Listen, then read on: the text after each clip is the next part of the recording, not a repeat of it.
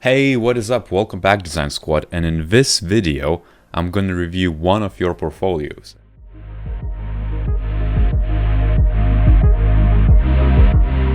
And the other day I posted asking, hey, if there's anyone who wants for me to review their portfolios, just hit me up. And just completely by accident on totally different platform, I got asked a question, hey, could you give me a critique on my portfolio and be as honest as possible?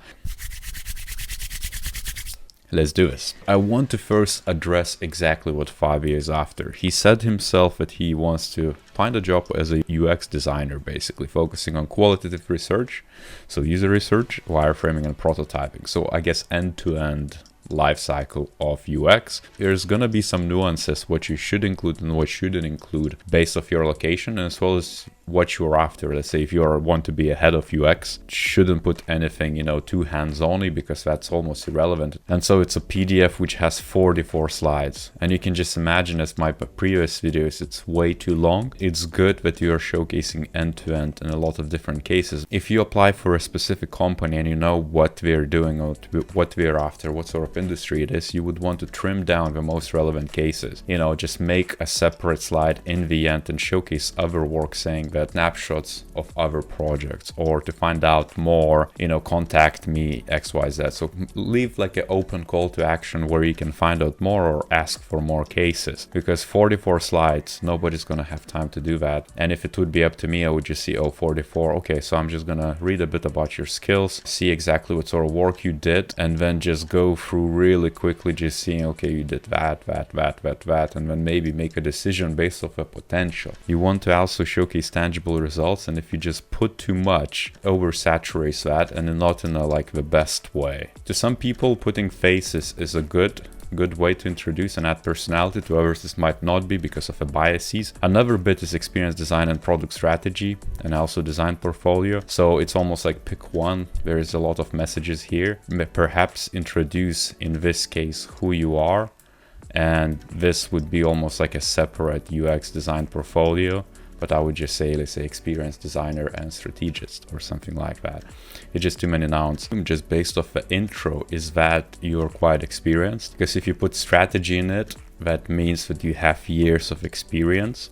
And if you put, instead of UX, you put experience design, it means that you are exposed to service design and customer experience, and you can think holistically. Almost immediately, and that seniority point I just showcased means that you are looking for probably a senior role.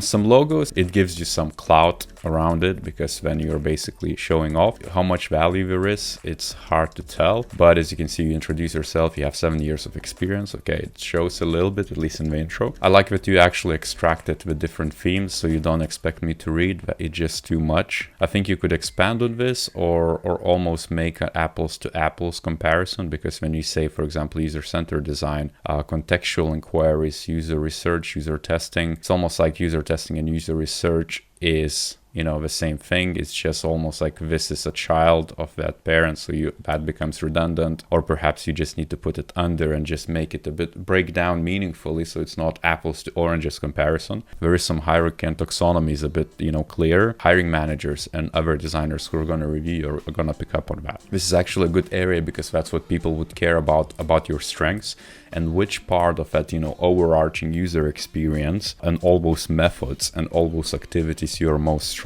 Need to be, again, a bit more specific, or rethink of how you portray yourself here, because this is almost area 1, area 2 is a bit more businessy, and then prototyping hands-on level, because if you have so many different areas of focus, chances are you're not focusing on any of those. Next, you're introducing your cases, but hey, if you're interested in this web platform that brings yada yada yada, then people would just skip and jump to that page. But portfolio is meant to be read like a story from the beginning to the end, and so you should be guiding your users instead of expecting them to find their way. Maybe you could then tie into those areas of focus, or whatever you want to showcase to represent these. If you're saying that qualitative research is what you're passionate about and you're focusing on, it better be one of the cases. If it's strategy and scope, it better be one of the cases. If prototyping, it better be one of the cases. And if you're going to tell me that every case has a little bit of all of that, well, that's too much, and that's not really a story. story. Also, I would probably reverse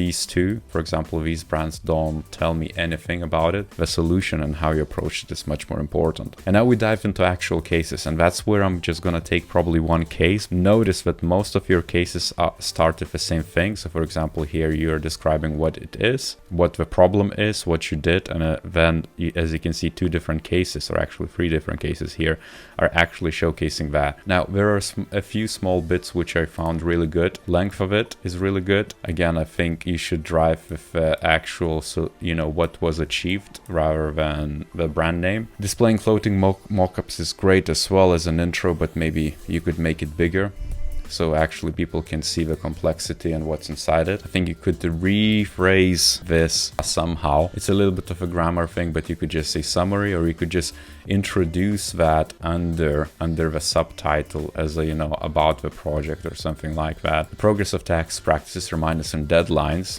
So that's introduction of what it became basically. And when you say the problem, the old software had become too obsolete and complicated to use because it was built without real strategy. This is a bit vague. So what I like to do is always divide the problem into two areas. One is the business, and that usually has to do with money, costs, and things of that nature. That's what drives usually why you would do the solution. And the next one is discovered user problem, or what is presumed user problem before you engaged with them. What sparked that need to make a new tool? Maybe perhaps the issue was not a tool really, but the shitty service. I wouldn't jump into a conclusion which you need to make. Maybe it's phrasing again, but that previous system was extremely hard to use and resulted in user drop-offs or something like that. That would tie in business and user problems together and actually tells a better story. This is a bit too vague. And then what they did is really good, as long as you actually did it personally, because that's what usually is missing from portfolios, because people just tend to describe what the team did as a whole, but we actually care about you as a person here. It's your portfolio, right? User research, scenarios and user stories, user flows, usability tests, wireframes, prototypes. Again, it's a bit of apples and oranges. You want to keep it on the same playing field. Don't go too deep, or if you go too deep, then tell everything. You know, and it's a bit too much as well. Wireframe, prototyping, that's the same thing. That's interaction design, basically. You mentioned the user testing. Why don't you include that? Or even, you know, in what you did, if you're going to keep it that high level, and you are the sole designer who did it from research to validation to actually, you know, publishing it and passing it to development, let's say supporting developments and seeing it to go live, that should reflect here, because here it's again a bit of apples to oranges. It's good that you described how you approach the problem and things of that nature and what you did here. So problem and process, great. Go in depth with it. Observation, is this the user research you did and UX mapping effort? Architecture and flows, I guess this is information architecture and flows. So maybe it's ideation again. Problem and process, user research, ideations, interaction design or prototyping, user testing, development support, stuff like that, which would be a bit more reasonable. And now for the content itself, I guess if I would just look at as a hiring manager, I would just scan it through, extra test and iterate. I don't think this is necessary. I think that's a given. So don't state the obvious. And if you didn't do, then it's gonna show. But if you did, it's obviously gonna show that you did that. I don't think you need spoiler here. I guess this is kind of like a spoiler alert. You could just say that results, but you need to make this slide clear that this is what you did, project summary or something like that, and then say that this is step number 1, number 2, number 3, number 4, and maybe 5 if you did more. Bin that all together, and then in the next one you could actually jump and say that this is that step if you're gonna break down step by step. So this is a bit confusing, especially looking at it from the first time. Results are really important, so why do you make it as an extra? Draw a solid line and say this is what was the results because we designed it this way, and let me now explain you why it was, and then you walk them through the story of how you did it. That then resonates much more, and you're saying this is how we observed. These are 2 sample screens of an old application. I like the simplicity of this, that you explain, hey, this is old, this is new. Maybe just flip those around as in before and after. It makes a bit more sense. add those as mockups or showcase it on a screen of an actual user, and then this should be like a supplementary that you observe that you did some sort of ethnographic shadowing research by observation. But why not to tell that? You could literally say, add caption that you shadowed their users and you understood their pain points. You maybe did some UX mapping. If you didn't, well, you should have done. But the point is just add a bit more structure to it, because otherwise it becomes very kind of like a bit messy case study. Thanks to an interview, I think you should just state it as a fact, because you're approaching it with a scientific mind, with a qualitative UX research. That's what you're looking for, right? I didn't use personas. Why? And this is where I would kind of like, as a hiring manager, would be like, why you did what you did? So what's missing really is the UX map or journey map, or if you did it, why didn't you include it again? And then you jumped immediately into ideation, defining user stories of how you would prioritize. So this is where it's a bit of like a business analysis mix up. I would stick to the old guns of UX, which is UX map, research themes. What did you find out of that research? What were the key pain points? Maybe it's a top five key pain points for that user. And then maybe it's a high level ideation of what could be improved on those. And then with I didn't use personas. And why? Because the stakeholders were also the users themselves. That's very big red flag. Even if the stakeholders are users themselves, that doesn't really matter. There are just too many assumptions left. And so at least a proto persona, a sheet describing their needs, goals on a clear slate instead of just, a few text notes.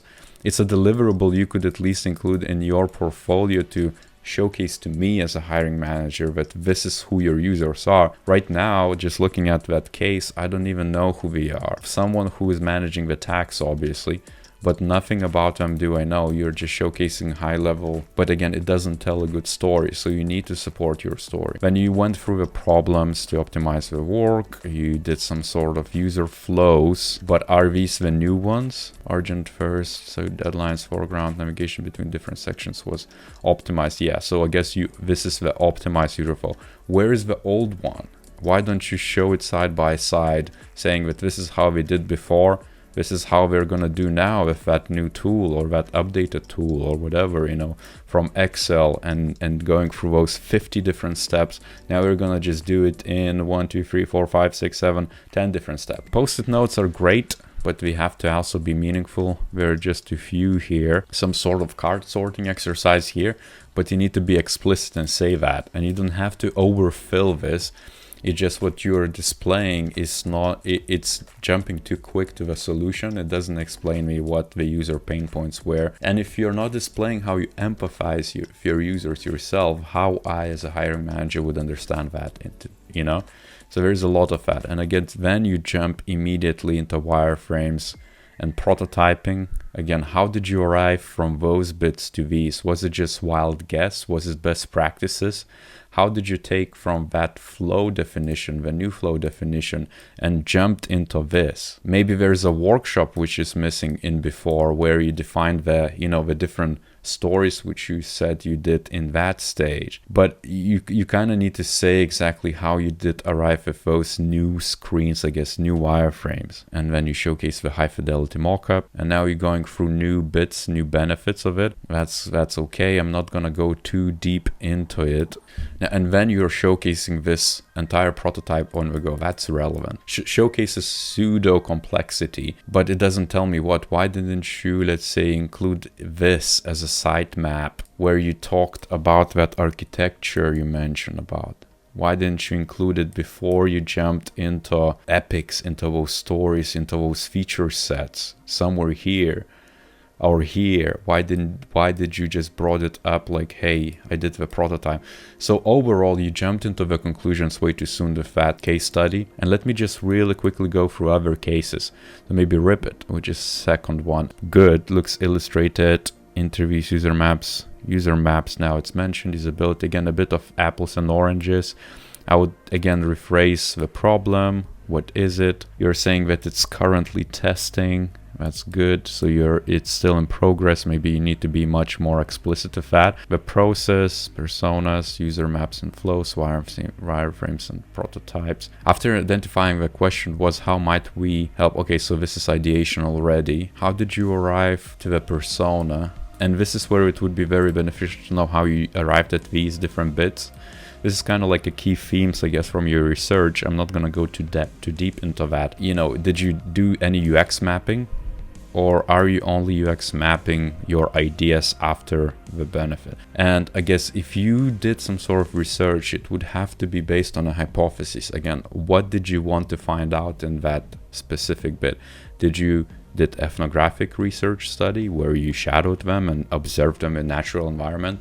Then you would want to map out every single touch point, identify the areas of opportunities instead of jumping directly. So there's, again, UX research needs to be a bit better tied in this, all of this. And again, you jump into the solutions very quickly. And other bits, I mean, there are a few great examples here. Only thing what I would recommend you to do is just to sort out the formatting and tell a better story. Consider who is going to review it. And I think that's the biggest mistake here, because it seems like you created a portfolio which makes sense to you, but not necessarily someone from outside, a hiring manager who doesn't know how you approach things. Your portfolio is your UX project. You have to run through the same steps you're doing when you design one of these solutions. It's just another solution which tells someone what you did, why you did it, how you arrived to it, what were the results, and what you learned from it, what you're gonna do next. And so these are the things I think you could improve on immediately, and that would enhance your portfolio. And on that note, if you want your portfolio to be reviewed, email me or leave a comment down below. I'm gonna be glad to do so. If you like this video, give a like, subscribe to this channel, and stay tuned for more material. I'll see you next time.